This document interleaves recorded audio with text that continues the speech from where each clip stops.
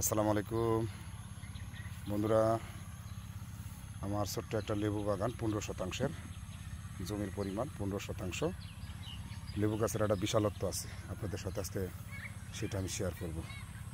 আমি বারবার কৃষির কথা বলি, কেন কৃষির কী লাভ কী উপকারিতা বারবার বলি, তার যথেষ্ট কারণ আছে। কত লাভবান একটা বিষয় দেখেন, মাশাআল্লাহ। লেবু গাছটা এখানে 15% জায়গা, আপনাদেরকে মোটামুটি আমি ঘুরিয়ে দেখাচ্ছি। এটার মূল কারণ হলো যে এটা একবার আপনি বাগানে চারাটা রোপণ করবেন, আপনি যদি একটু হালকা যত্নও করেন তাহলে আপনার 10 বছর পর্যন্ত অনায়াসে এটার ফসলটা পাওয়া যাবেন। দেখেন বাগানের গাছগুলো আমার একটু ফাঁকা ফাঁকা করে রোপণ করা হয়েছে, কারণ এর ডাল বিস্তৃত হয়ে যায়। আর এখন এমন একটা অবস্থা হয়েছে, প্রত্যেকটা গাছেই লেবু। আমি এর আগে পোস্টে লেবুগুলো আমি তুলে দিয়েছি আপনাদেরকে দেখার জন্য। আমার এই লেবু বাগানটা কেমন হয়েছে আপনারা জানাবেন। আপনারা অনুপ্রেরণা দিলে আমি আরও একটা ড্রাগন বাগান এবং ক্যাপসিকাম করার চিন্তা ভাবনা আছে, আর স্ট্রবেরি।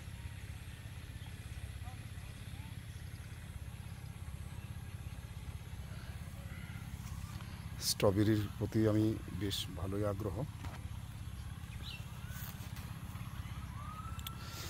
এই বাগানের এই গাছটা এটা পাতা কম কিন্তু লেবুও ভরপুর, আর প্রত্যেকটা লেবু এখনই উপভোগ করা যাবে এরকম।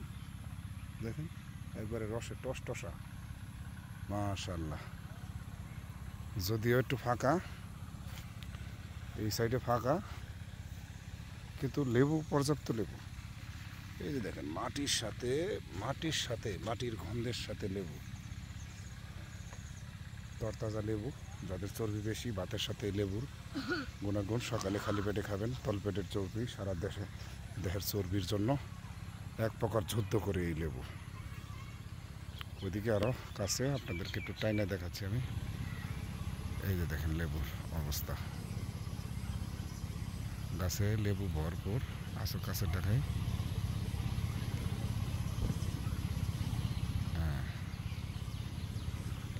মাশাআল্লাহ। অল্প অল্প, বেশি বড় বাগান, ছোট ছোট বাগান করার পিছনে কারণ আছে।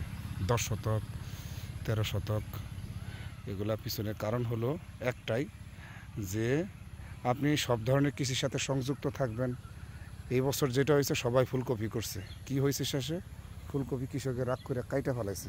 আমার কোনো কিছু কাটতে হয় নাই, কারণ আমার যেটুকু দরকার শুধু আমি সেইটুকুই করছি, যার জন্য মনে করেন আমার কাটতে হয় নাই। যখন আপনি একটা জিনিসের পরিমাণ মতো বুঝা করবেন, 10 শতক করে, 15 শতক 14 শতক করে করছি, আমার মানে বেশি একটা বেচাও লাগে না, বেশি একটা কিনা খাওয়ার লাগে নাই। মাশাআল্লাহ, আল্লাহর কাছে লাখ লাখ শুকরিয়া। আজকে এই পর্যন্ত, পরে আবার হবে।